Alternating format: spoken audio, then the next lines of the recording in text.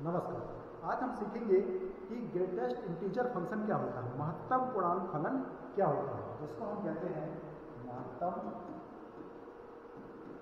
पूर्णांक फलन। अंग्रेजी में कहते हैं ग्रेटेस्ट इंटीजर फंक्शन। इसकी खासियत क्या होती है, पहले तो इसको प्रदर्शित इसलिए कहते हैं, बड़ा कोष्टक लगाते हैं इसको दिखाने के लिए। यदि मान लेते हैं इसके अंदर 2 लिखा है तो हमको आउटपुट कितना देगा, 2 ही देगा, इंटीजर देगा, पूर्णांक देगा, है ग्रेटेस्ट इंटीजर फंक्शन, इंटीजर ही देगा, पूर्णांक देगा। लेकिन जैसे इसके अंदर दशमलव वाली संख्या, डेसिमल वाली संख्या आ जाती है तो 2.3 के जस्ट पहले कौन सा ऐसा पूर्णांक है, तो 2.3 के जस्ट पहले पूर्णांक कौन सा आएगा, 2 आएगा। तो ये हमको आउटपुट कितना देगा, 2 देगा। जैसे कल में जाता है 3.6, तो 3.6 के जस्ट पहले कौन सा पूर्णांक आया होगा, 3 आया होगा, तो हमको आउटपुट कितना देगा, 3 देगा।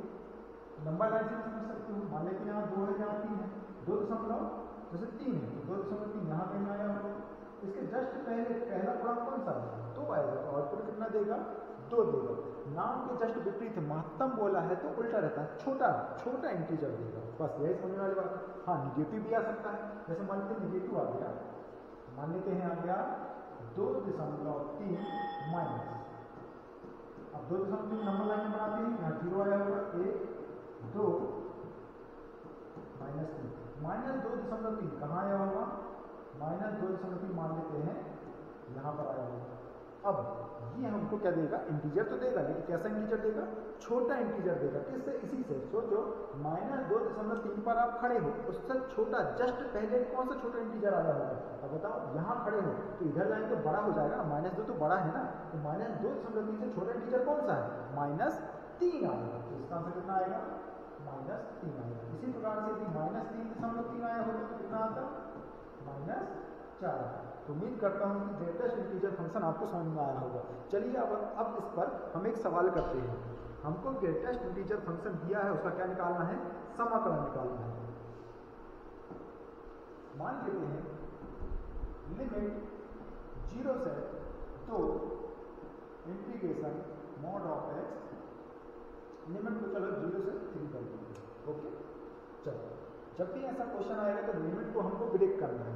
अब देखो हम लिमिट लिख रहे हैं, लिमिट हमारी कहाँ से कहाँ तक गई है, 0 से 3 तक गई, तो इसके बीच में इंटीजर आए होंगे, नहीं आए होंगे, वही इंटीजर पूछ रहे हैं। 0 के बाद कौन सा इंटीजर आएगा, 1, 1 के बाद कौन सा इंटीजर आएगा, 2, 2 के बाद कौन सा इंटीजर आएगा, 3 लिखा है।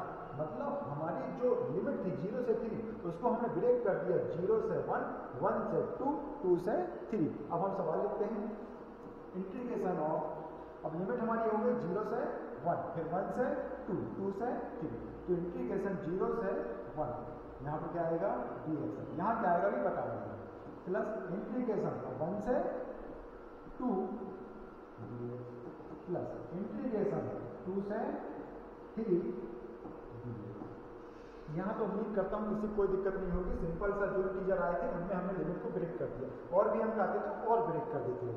ठीक है, अब यहाँ पर बताओ, ये ग्रेटेस्ट इंटीजर फंक्शन है तो हमेशा कैसा इंटीजर देगा, छोटा इंटीजर देगा। तो वही देखो, अब 0, इसकी लिमिट क्या है, 0 से 1 है, इसके बीच के नंबर लिखिए, क्या नंबर आएंगे, 0.1, 0.2, 0.3, 0.4, 5, 6, 0.9। जब बताइए, जब ग्रेटेस्ट इंटीजर फंक्शन है तो इसके अंदर 0.1 रखूँ या 0.2 रखूँ या 0.3 रखूँ या 0.9 रखूँ, हमेशा इंटीजर क्या देगा, 0.1 के जस्ट पहले छोटे इंटीजर कौन आएगा, 0, यहाँ कौन आएगा, 0, यहाँ कौन आएगा, 0।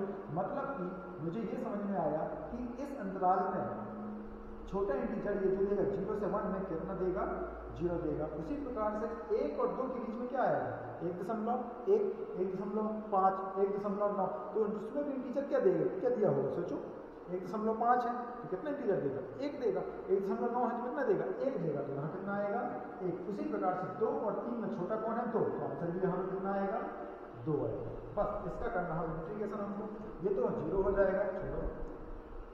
1 का इंटीग्रेशन कितना होता है, x, और लिमिट कहाँ से कहाँ तक जा रही है, 1 से 2, यहाँ जाएगी 2 का कांस्टेंट है, 1 जब रहेगा 1 का इंटीग्रेशन हो जाएगा x, 2 से 3। मान रख लेते हैं, एक बार अपर लिमिट रखना है, एक बार लोअर लिमिट रखना है, तो अपर लिमिट कितनी है, 2, और lower limit -1। Plus 2 upper limit 3 minus lower limit 2। इसको हल कर लेते हैं।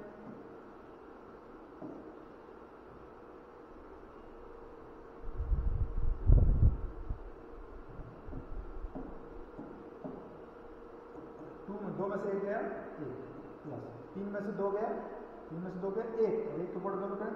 तो आंसर फाइनली आंसर कितना आएगा 3 आएगा। तो उम्मीद करता हूँ कि ग्रेटेस्ट इंटीजर फंक्शन आपको समझ में आया होगा। बहुत ही शानदार कॉन्सेप्ट है।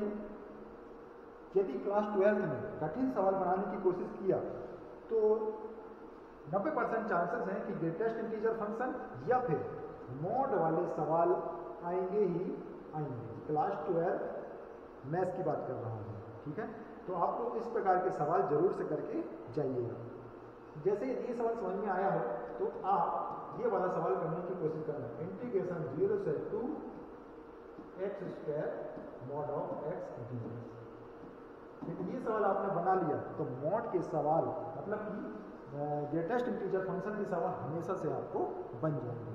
तो इस प्रकार के सवाल आप जरूर से देखते जाइएगा। क्लास 12 के लिए बहुत ही इंपॉर्टेंट क्वेश्चन है। इस प्रकार के सवाल वेरी वेरी आइडेंटिटी क्वेश्चन में आते हैं। तो आज के लिए बस इतना ही था। बाकी अगर अच्छा लगा हो तो चैनल को सब्सक्राइब, लाइक, शेयर जरूर करें। धन्यवाद।